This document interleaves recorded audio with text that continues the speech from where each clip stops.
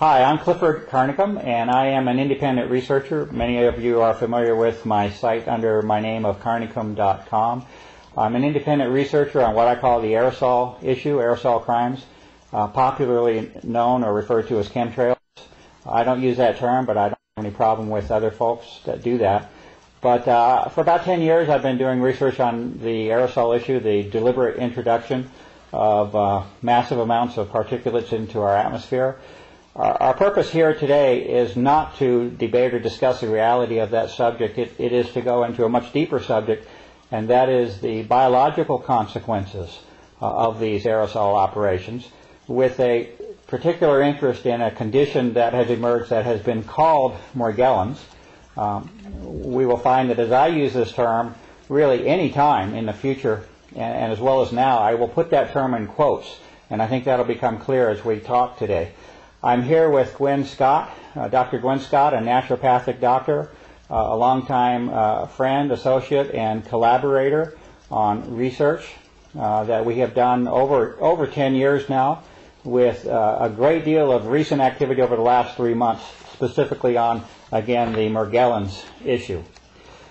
What I'm going to do today is take about 10 minutes and simply make the audience aware of a series of papers that I have written. I will not go into in depth. I will not have time to go in depth, but I simply want to make the audience aware that these papers exist. The main subject of each paper that has evolved over the last 3 months.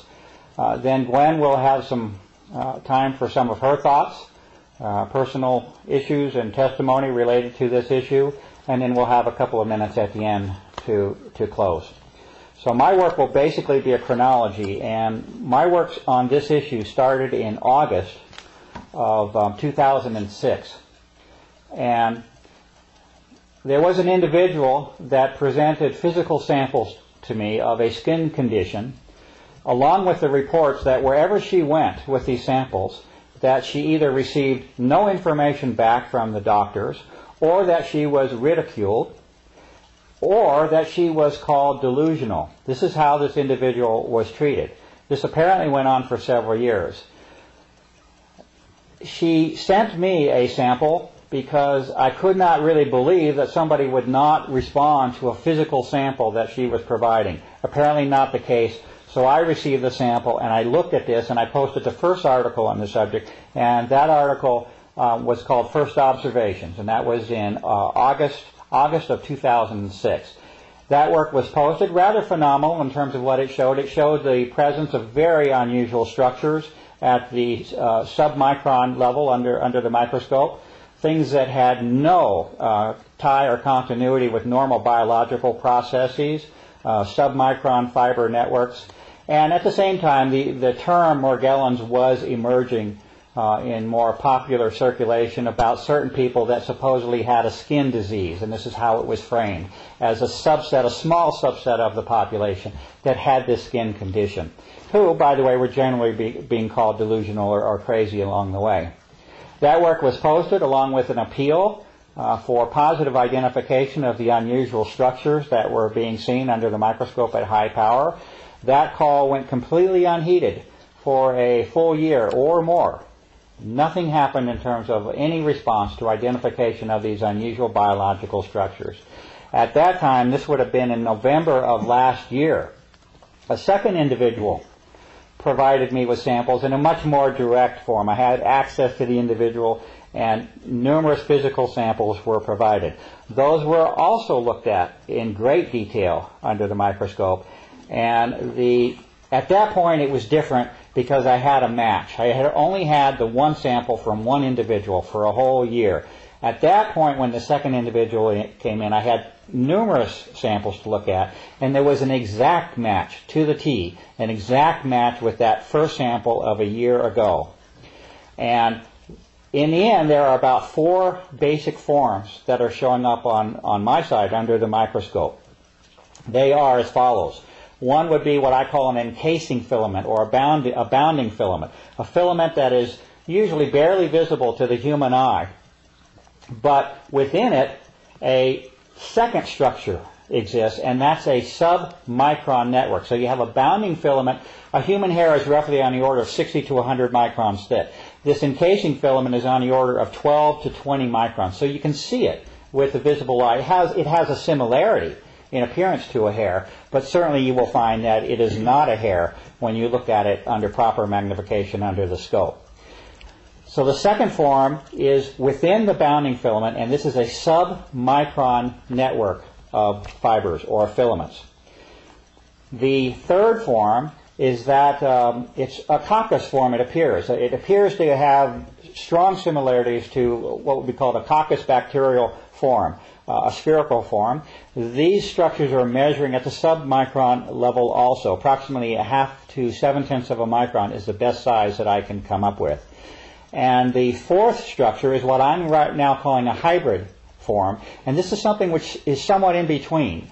It's somewhat of a transition between the filament and that coccus form that I'm speaking of, although it's aligned more closely to the filament form. It's just not as long and not as irregular in its appearance. These are four basic forms which are appearing over and over and over. There is a chronology of papers on my site starting at that period of November of last year up until literally a couple of weeks ago, which continues to examine different biological samples from numerous individuals. And the work is at the point now where you have samples coming across literally all of the major systems of the human body. Examples would be samples from the hair, the scalp, dental samples, which Gwen will talk quite a bit about later. You have the same filament, and actually all four forms exist. Three of them commonly occur in the outward manifestation of the body. That hybrid form is occurring primarily in the blood samples, it appears. But you have a series of articles which continue to document the same forms over and over and over, crossing the hair, the dental and gum system of the body, saliva, the urinary tract, the ear, the blood, crossing all major functions of the human body. Now, the reason that this issue has come into prominence is because not only has there been a finding of these unusual, I call them pathogens, I can come up with no other term than that these are pathogens. These are invaders of the human body which cause ill health or certainly I don't know how you can avoid the condition of calling it a disease in that sense, but Gwen and I have our own thoughts on this. But certainly the condition of the blood that I'm seeing over and over and over is not a healthy one. You have two things that are important here, I think, to identify. One would be that those individuals that were, let's say, segregated or classified as being an unusual segment of the population that had this condition called Morgellons, again in quotes, is plain false from what I can see. It is not, in the end, a small segment of the population that is to be isolated and segregated, as something unusual. In fact, the information and evidence is indicating that these same pathogenic forms, although they were originally found, it is true that those individuals that were classified as having Morgellons, again in quotes, those individuals called these forms to attention. This is where it first was examined, because you had something physical manifesting outside of the body, skin for example. So it is true that these individuals called attention to the problem. However, when you start looking at those same conditions that were arrived at within that individual, it is seen that these same physical conditions are applying themselves, it appears, to the entire, or let's say to the general population. It's hard to avoid that conclusion right now.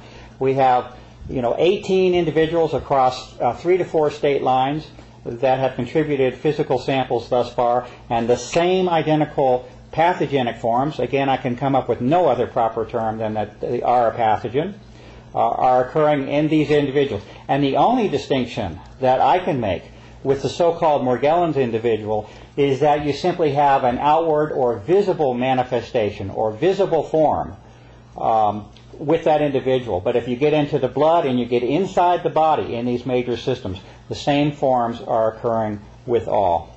Okay? So that's certainly one of the main points that I wanted to make.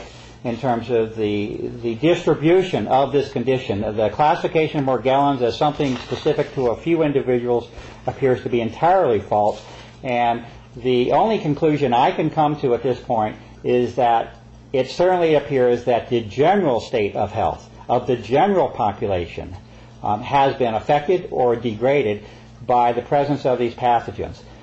The next important point that needs to be made is the connection with the aerosol issue. From one perspective, a person could simply examine the so-called Morgellons condition, and you have a field day in itself in terms of trying to explain what it is that you're seeing. That's a valid subject in itself, which deserves a whole lot more attention than it's received thus far.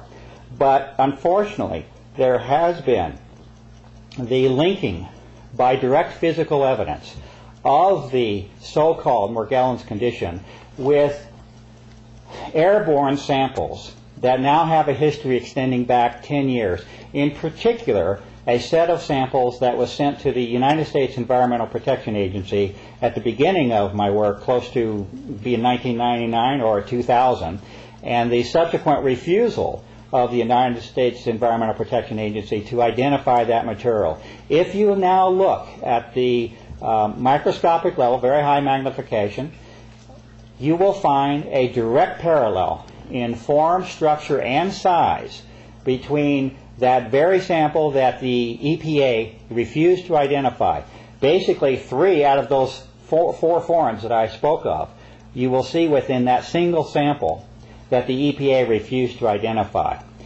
And so obviously the problem here is that it appears as though there is a direct link between environmental contaminants and environmental samples and the subsequent biological manifestations that are occurring, not only within a certain class of individuals that have been given a name, but unfortunately it looks like they extend themselves through the general population. I'm going to pass right now this subject over to Dr. Scott to give her time for her thoughts, and then at the end we'll come back for a couple minutes. And also I wanted to mention that I hope that in the future we can have a couple more sessions like this, but I wanted to open the door and at least get some general information out there, because there's actually indications that even the alternative press in some ways is not being, let's say, quite as open in the disclosure of some of the information as I think might be helpful to us.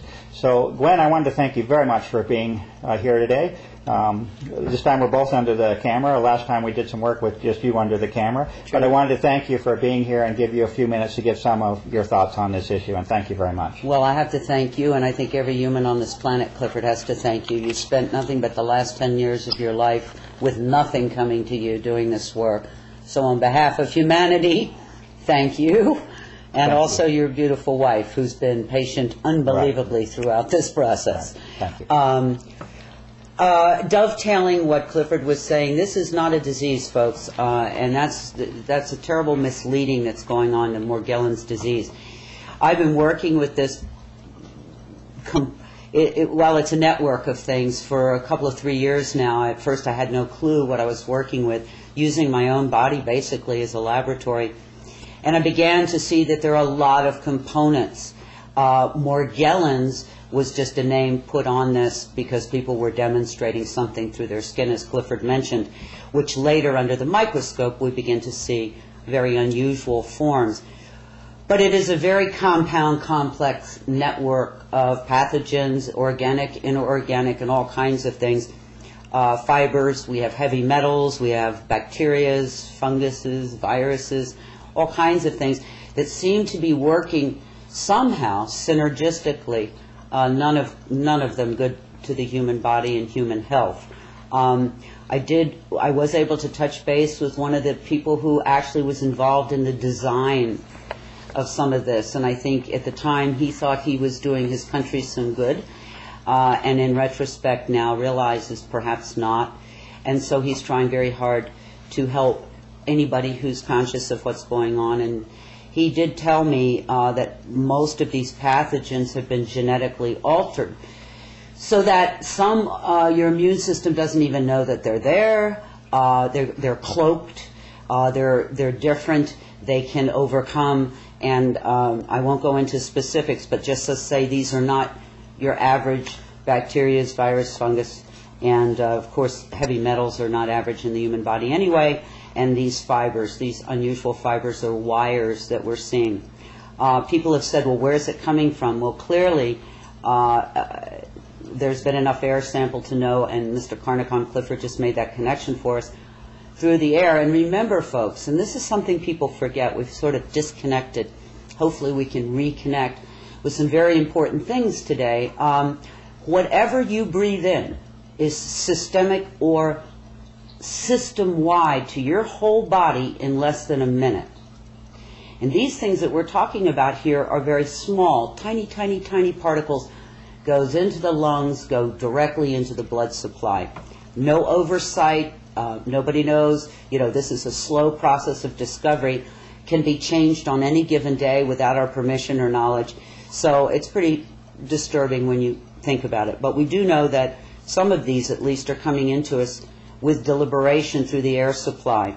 I have been told by this same gentleman that it is also being delivered to us through our food supply, particularly commercial pre-processed, pre-produced foods. Something to think about in terms of your diet. And also, I have a personal belief, I have no proof, that perhaps through inoculation, willing inoculation for many years, I say willing, we were sort of told we had to get all those inoculations. But anyway, so there you go. One of the things I think that is most disturbing about these times, that even the people who are conscious or aware, if they're not demonstrating fibers coming out of their bodies, they go, well, I'm sorry for those people, but it's not me. What I am discovering along with Clifford over time here is that every single human that goes through a series of sampling and testing seems to have this condition. I don't even want to call it Morgellons. It's a compound complex assault on the body. One of the couple of things, and by law, as a naturopathic doctor, I cannot diagnose or prescribe to you. But what I can do is educate you and share some of my own personal experiences. And one of those was I had a what I thought bad toothache one day. It was so bad I kind of went under the covers and said, help, to the higher kingdom. And it came to me that rinsing my mouth with red wine would help. And I did, and the results of that were astounding, terrifying, and stupefying. All of these fibers came flying out, and you can see that work on Mr. Carnicom.com website. You can see the photographs. That was probably 2 months ago, and to this day, twice a day, I do that therapy, and it continues to produce, perhaps not as much, but thousands and thousands and thousands. From the chin, the teeth, the gums, and that's something clearly. If you're interested, what I do is I put a little peroxide around the teeth and gums, and I use a little bit of dental floss to kind of get it in there, and then I vigorously swish one side of the mouth 5 or 6 or 7 times, and then move to the other. First swishing usually doesn't produce very much, but by the second or third swishing, this is not a recommendation or a cure or anything like that. But a simple in-home thing that you can do, test to see if perhaps you too might have some of this going on. Another something that you can do is take your own body temperature. One thing that has been noticed is that without exception, every human I have met, when they take a consistent body temperature testing every day, falls way below the normal 98.6 that we're supposed to be. There are people who are down in the 94, 95 range consistently. But most everyone, if not everyone, whose temperature we take ends up being very, very low. And that's something else you can do, and indicating that perhaps things are a little crooked. The reason I think this is important is, if not for yourself, okay, say you don't care about yourself, but I know you love somebody, you have children, you have a mom or a dad, a brother or a sister, you can just sort of look away or do the ostrich thing, but believe me, whether you and yours are dealing with the chemtrails, the aerosol spraying or not, it's dealing with you. And if we don't begin to accept that, as difficult as it is, and for most people of consciousness and good heart, it's inconceivable that anyone would want to harm their fellow man that way, by coming to the recognition that perhaps there are some folks who do, and for what reason I have no clue, then you have to somehow enjoin. You have to somehow decide that it is touching your life and in a big way. Ways that I have noticed and been able to sort of track through myself and friends and family and clients is a sort of a premature aging, and that affects every body part. Hair loss, all kinds of things, joint pains. And as I go along on the discovery, I'm beginning to understand that more and more of what we associate with aging and ill health can be directly related back to this system, this very kind of compound, complex mix that's coming into us, all of them taking tolls on in one way or another. If you are working, and I do suggest that you do, work with an enlightened practitioner, it's very important that they understand that we have a new paradigm, health paradigm that we're working with now, and they need to become educated about all of the things coming into us. And if you go to Mr. Carnicom's website, I did post a paper there, a very extensive paper about my own personal journey through this, and in there's some suggestions. Please, not on your own, but work with an enlightened practitioner. You're welcome to take any of that information to him or her to help you and yours achieve optimum health.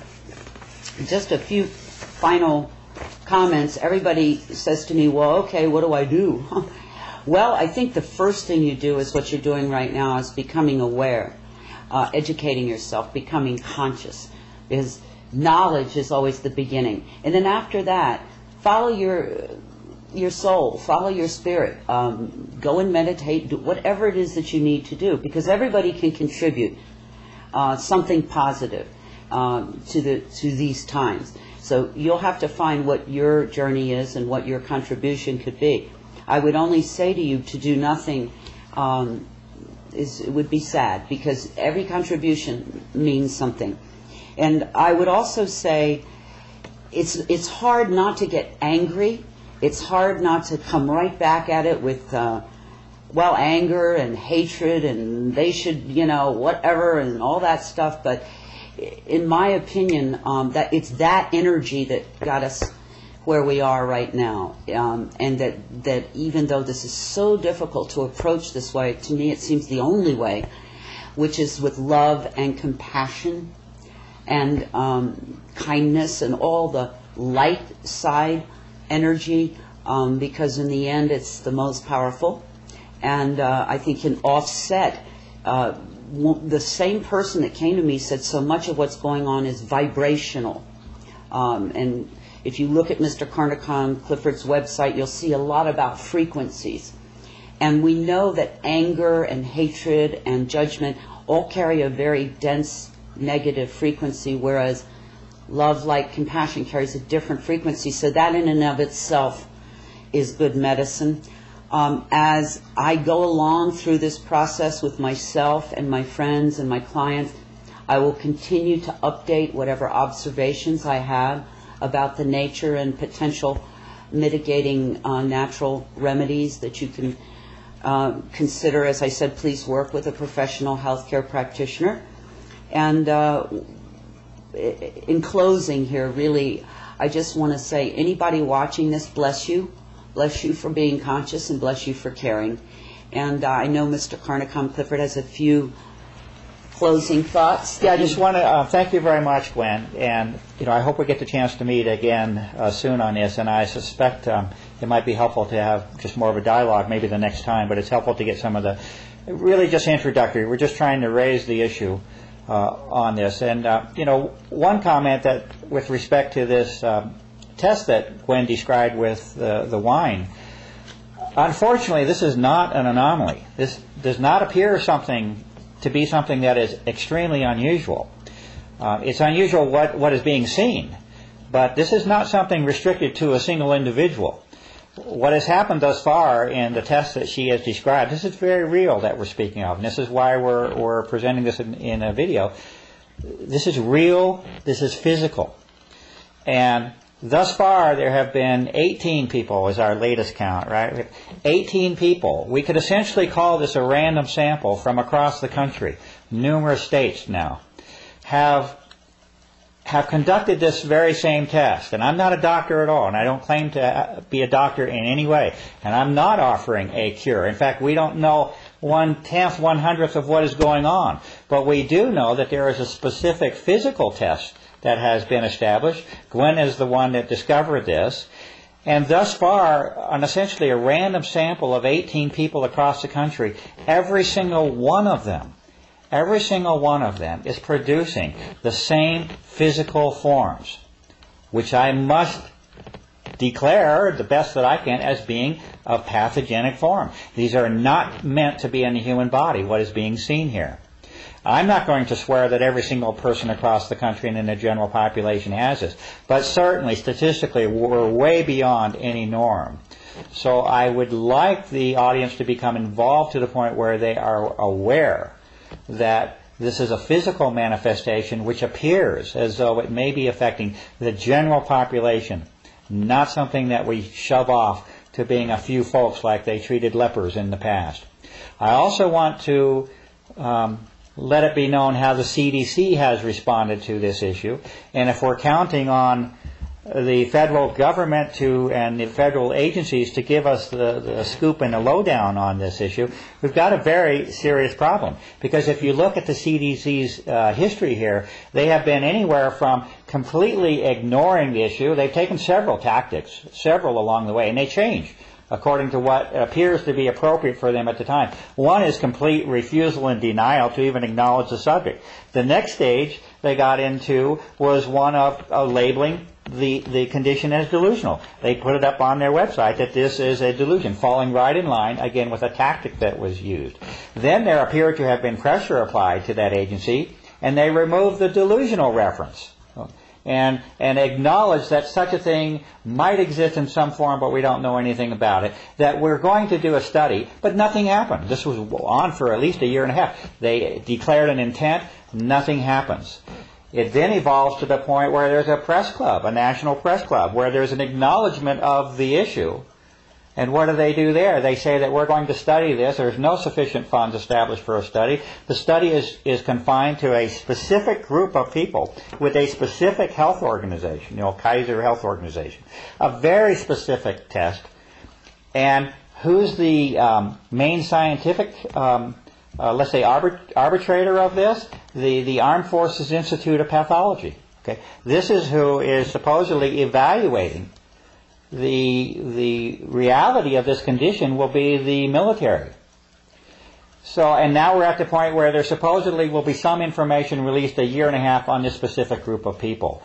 So if we're counting on the CDC or the general press to help us circulate information, there's obviously a problem. This is one of the reasons that Gwen and I are together here.